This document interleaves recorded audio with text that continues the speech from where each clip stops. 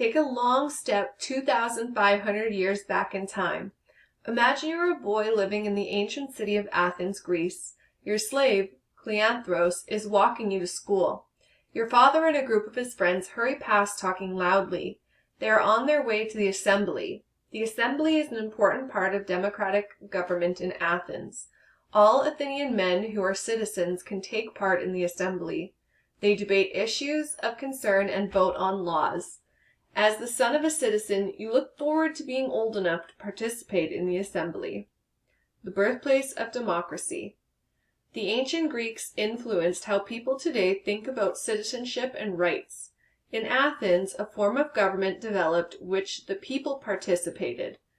The democracy we enjoy in Canada has its roots in ancient Athens. Watch out for the rope. Cleanthros takes you through the Agora, a large open area in the middle of the city. It is filled with market stalls and men shopping and talking. You notice a slave carrying a rope covered with red paint. He walks through the Agora, swinging the rope and marking the men's clothing with paint. They laugh and move away to avoid him.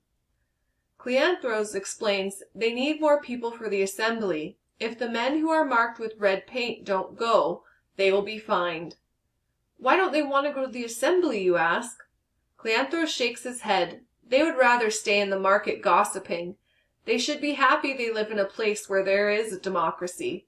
Cleanthros explains that in Sparta, the city where he grew up, the assembly has no real power to make laws.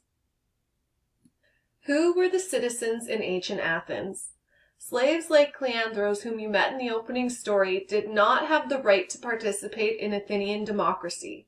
Citizens were the only members of society who could vote and take part in government. Athenian citizenship was limited to one class or group in society. Citizens were proud of their position at the top of the social structure. The Athenian social structure looked like this. Citizens.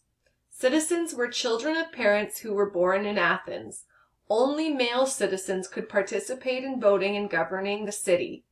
A young man became a citizen after he finished his military service at age 20.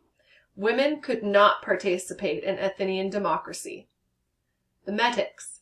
Metics were residents of Athens who had been born outside the city-state.